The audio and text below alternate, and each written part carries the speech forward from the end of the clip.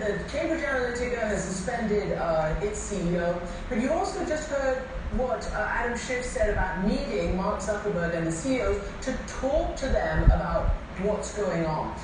What do you think right now? Because you wrote an op-ed that you didn't publish, but you took it to Mark Zuckerberg and to Sheryl Sandberg, complaining about kind of a bad business model and the algorithms that let, in your words, bad actors influence and affect innocent users. Well, I wrote that op-ed and gave it to them at the end of October of 2016, so roughly 9 days before the U.S. presidential election. And I was deeply troubled. There were a lot of signs of issues then. And as their friend and mentor, I went to them privately and spent 3 months trying to persuade them that I thought there was a systemic issue in the product. Their response was to treat it like a public relations problem, not a business problem. And they kept saying, Roger, we're a platform, not a media company.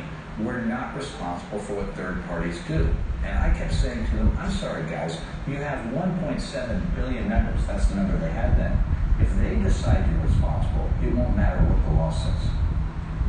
So, okay, that was 3 months ago. You spent a lot of time. That was in 2016. That was before the election. 2016. And I've been at it ever since. And have you even been at it since this latest cascade of bad news over the weekend with these Channel 4 reports and New York Times reporting? They're not talking to me anymore, so I have to communicate through the press. And, the thing that I've been trying to do, which I've been expressing to Facebook employees, is this notion that this is a moment of truth. I can understand at the beginning that they did not appreciate how their strategy of growing at any cost might have negative repercussions, but the truth is they have known this for at least a year now, and there's no excuse. And the fact that they're not coming forward and dealing with it, that is a crisis that is going to destroy the company, and it's already destroying democracy all over the Western world. That is a very bold statement to make, that destroying the company, and we've obviously seen what it's doing to democracy and the complaints about that. But I mean, we are watching a massive drop in Facebook's stock. Do you really think that the company cannot arrest this problem and actually do proper damage control? I have believed from the beginning they could do so, but they need to start. They haven't even taken the first step of admitting there's a problem. They've never reached out to their critics. They've never provided any data to any of the investigators. They've always pretended like somehow they can't do that. They haven't reached out to the people who are affected, which they should do. 126 million people were touched by Russian interference in 2016. They should be reaching out to those people and saying, listen, let's stop future interference.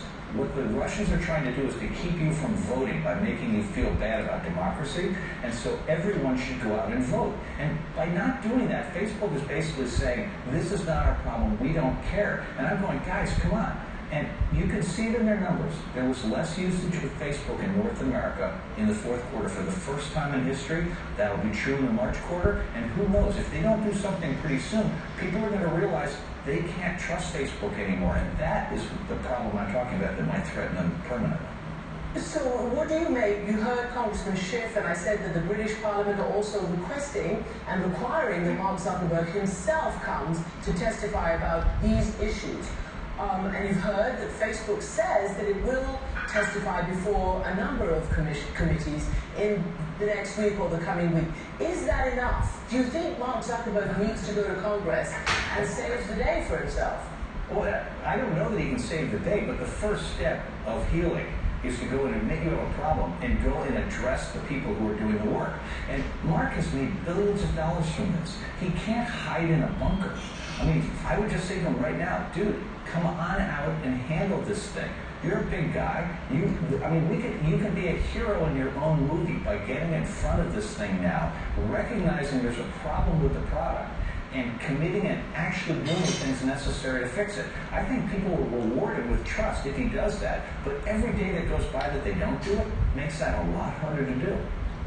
Well, let me just read you something that Facebook has said in response. In the past 5 years, we've made significant improvements in our ability to detect and prevent violations by app developers. Do you believe that? Well, let's look at the facts. In 2011, the U.S. Federal Trade Commission put a consent decree in place with Facebook that said that Facebook required the affirmative, active approval of users for any sharing of their data. They left in place the tool that Alexander Kogan used, which was a tool that essentially allowed them to harvest friend data, in place until 2014.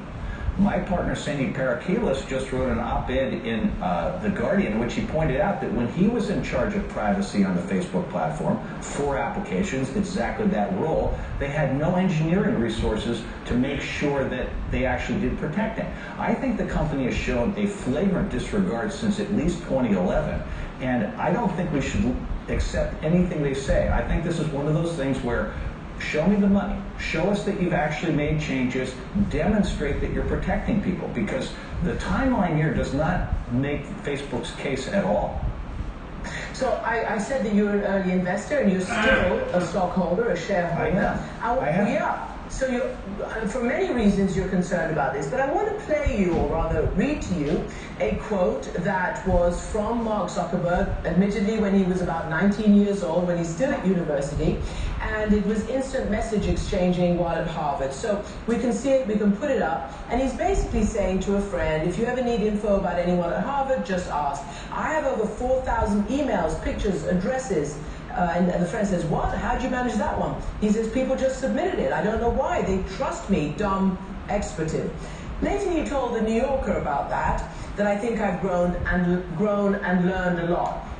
But I mean, it shows that forever this was an issue. The idea of somebody, some company having all of this and just, depended on the grace of God or goodwill or whatever as to where this data was going to go. Am I wrong?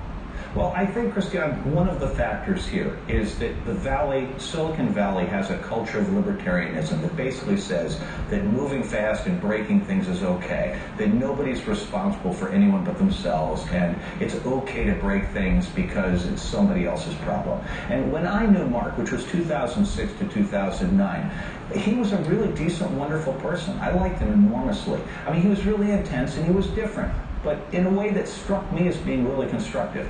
Everything that's happened over the last couple of years has caught me completely by surprise.